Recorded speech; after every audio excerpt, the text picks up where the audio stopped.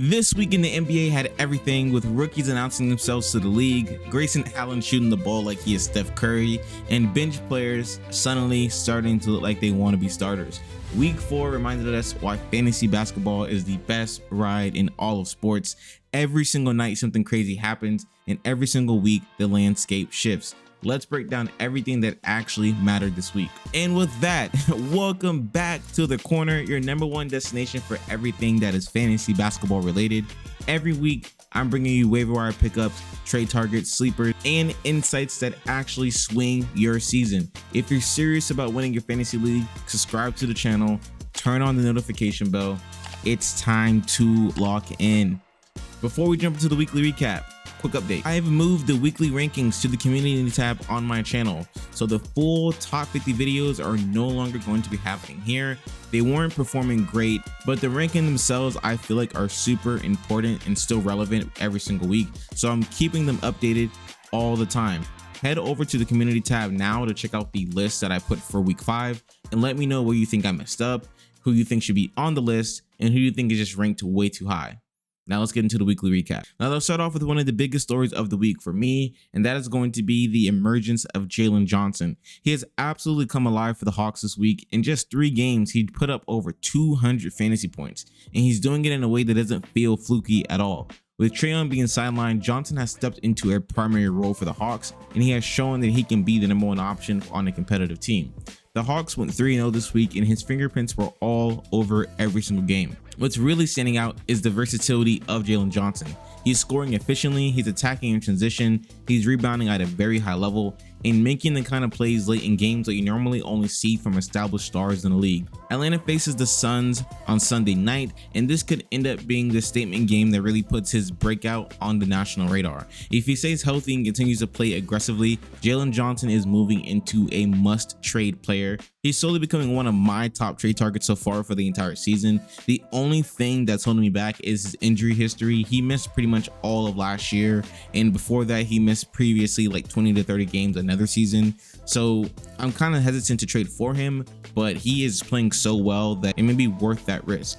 This might be the last window that you get the trade for him before his value finally explodes. Next up on the docket, we have the risers and fallers of week 4. I have 2 risers and 2 fallers for this week. Maybe in the future I will expand that to more, but these 2 I feel like just had to be talked about, and they don't fit anywhere else on the channel so far. So we have some pretty big movements this week. First up, we have Ace Bailey. I have mentioned him now in the last 3 videos I posted on my channel, and for good reason. He has been on an absolute tear this week. They put him into the starting lineup finally, and it has just been smooth sailing since. We all knew coming into the season that Ace Bailey is going to be the star for the Utah Jazz, and that Bailey had sky-high potential. He's one of the most talented young players in the entire NBA, but those first few weeks of the season were rough for him. He was inefficient, he looked hesitant, and he clearly needed time to adjust to the speed of the league. He also was trying to get over the sickness that he had as well. But those growing pains are officially behind him now, and Bailey is now hitting on all cylinders. He has confidence in his shot selection, elite athletic plays in transition, strong rebounding, and most importantly, he looks comfortable on the court. That's the big switch here. He's no longer playing like a rookie trying to prove something. He's playing like a guy who knows he belongs in the NBA. If he keeps this up, he's going to be one of the biggest breakout stars of the year.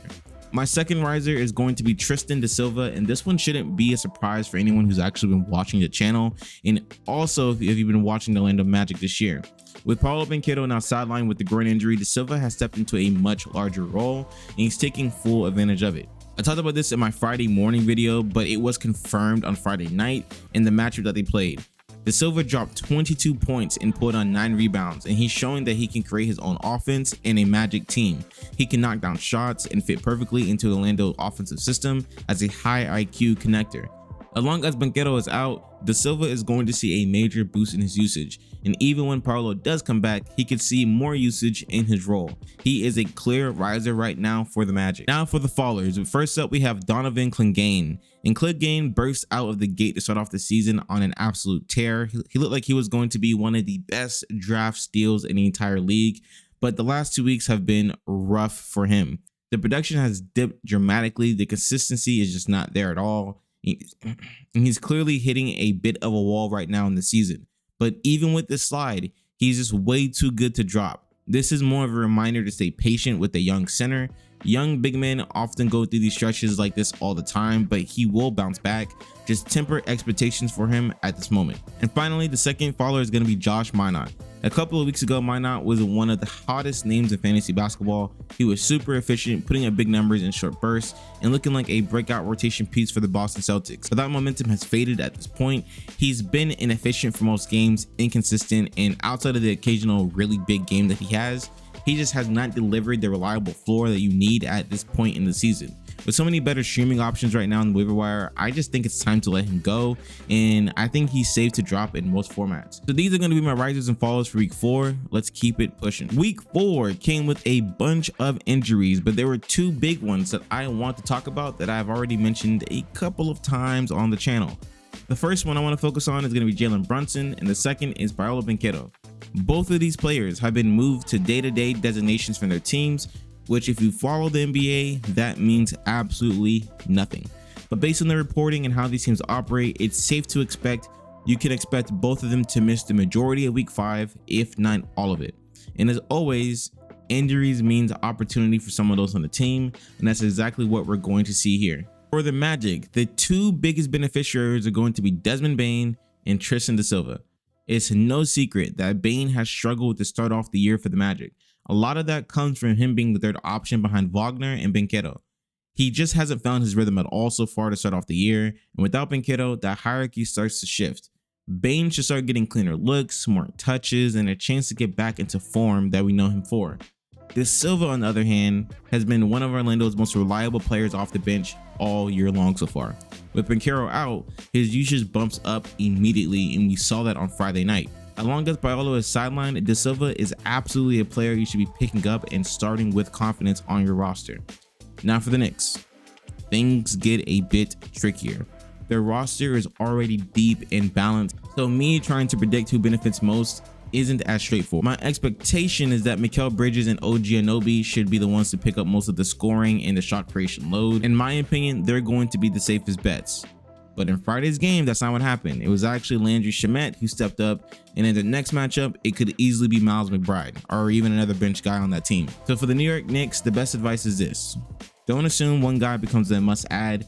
Instead, watch who gets the real bump in minutes and usage over the next game or 2, and that will tell you where the value actually is for the Knicks. And to wrap up week 4, we have my fantasy MVP, and this week it is going to be that man, Nikola Jokic.